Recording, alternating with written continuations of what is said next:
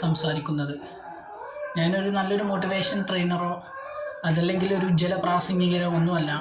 ഒരു ലോ കോളേജിൽ പഠിക്കുന്ന ഒരു വിദ്യാർത്ഥിയാണ് ഞാൻ. നിങ്ങളുടെ ചിതറിക്കിടക്കുന്ന ചിന്തകളിലേക്ക് ഞാൻ വായിച്ച പുസ്തകത്തിലെ വരികളോ അതല്ല എന്നുണ്ടെങ്കിൽ എവിടെന്നെങ്കിലും കേട്ടിട്ടുള്ള ചരിത്രങ്ങളോ ഒക്കെ നിങ്ങളുമായിട്ട് പങ്കുവെക്കുക എന്നതിൻ്റെ അടിസ്ഥാനത്തിലാണ് ഞാനിങ്ങനെ നിങ്ങളുടെ മുമ്പിൽ വന്നിട്ടുള്ളത്. നിങ്ങളുടെ ചിന്താമണ്ഡലത്തിൽ ഒരു മൈകുതിരിയെപ്പോലെ ജ്വലിക്കുന്നുണ്ടെങ്കിൽ, അത് നിങ്ങളെ സ്വാധീനിക്കുന്നുവെങ്കിൽ അതെനിക്ക് വലിയൊരു സന്തോഷമുള്ള ഒരു കാര്യമായതുകൊണ്ടാണ്. നിങ്ങൾ ലോകപ്രശസ്തനായ എഴുത്തുകാരൻ സാദി സിറാസിയെക്കുറിച്ച് കേട്ടിട്ടുണ്ടോ? ലെബനോനിൻ്റെ 4 അതിർത്തികൾക്കുള്ളിൽ തൻ്റെ ചിന്തകളെ കൊണ്ട് ഒരു നാടിനെ കൊണ്ടുപോയ എഴുത്തുകാരനാണ് സാദി സിറാസി.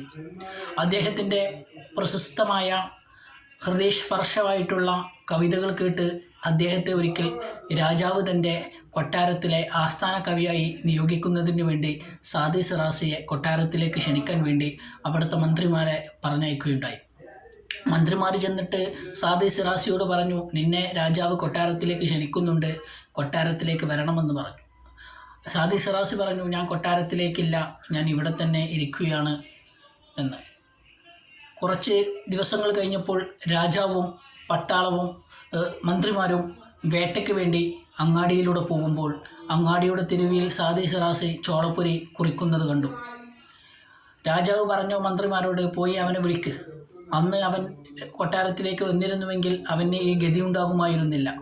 മന്ത്രിമാർ ചെന്ന് സാദി സിറാസിയോട് പറഞ്ഞു, നിന്നെ രാജാവ് കൊട്ടാരത്തിലേക്ക് ക്ഷണിക്കുന്നുണ്ട്.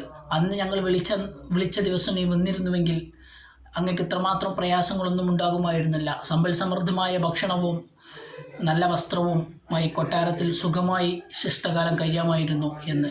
ഉരുളക്കുപ്പേരി പോലെ സാദി സിറാസി പറഞ്ഞു, നിങ്ങൾ രാജാവിൻ്റെ ആസനം താങ്ങി നടന്നോളൂ, കൊട്ടാരത്തിലേക്ക് ഞാനില്ല. എനിക്ക് ഇവിടെ നിന്ന് ഇരിക്കുന്നത് കൊണ്ട് സ്വൈരമായി വിരഹിക്കുവാനും എൻ്റെ ചിന്തകളെ കൊണ്ട് ആകാശത്തിനും അപ്പുറത്ത് ഒരു ലോകമുണ്ട് എന്ന് മനസ്സിലാക്കി തരാനും എൻ്റെ എഴുത്തുകളെ കൊണ്ടും എൻ്റെ ചിന്തകളെ കൊണ്ടും എനിക്ക് സാധിക്കുന്നുണ്ട് എന്ന്. ആ സാദി സിറാസി, നമുക്കറിയില്ല ആ മന്ത്രി ആ രാജാവ് ആരാണ് എന്ന് ചരിത്രത്തിൽ ആർക്കും അറിയില്ല. ആ മന്ത്രിമാരാരാണ് എന്ന് ചരിത്രം എവിടെയും ചർച്ച ചെയ്യുന്നില്ല. എന്നാൽ സാദി സിറാസി ഇന്ന് പേർഷ്യൻ സാഹിത്യത്തിൻ്റെ പൂങ്കുയിലായി അറിയപ്പെടുന്നു. എൻ്റെ ശബ്ദം ശ്രവിക്കുന്ന പ്രിയപ്പെട്ടവരെ, നമ്മുടെ ഹൃദയത്തിൻ്റെ ഉള്ളിൽ നിന്ന് നാളെ ആരാവണമെന്ന ഒരു ചിന്തയിലേക്ക് നമുക്ക് എത്തിപ്പെടാൻ വേണ്ടി സാധിക്കേണ്ടതുണ്ട്. പരന്ന വായന അനിവാര്യമാണ്. നല്ല ചിന്തകൾ നിങ്ങൾക്കുണ്ടാവട്ടെ, നിങ്ങളിൽ നിന്ന് നല്ല എഴുത്തുകാരുണ്ടാവട്ടെ, നല്ല പ്രഭാഷകന്മാരുണ്ടാവട്ടെ എന്ന് മാത്രം പറഞ്ഞുകൊണ്ട് എന്നെ കേട്ട നിങ്ങൾക്ക് വളരെയേറെ നന്ദി. ഇനി അടുത്ത ഒരു വീഡിയോയുമായിട്ട് നമുക്ക് കാണാം. Thank you.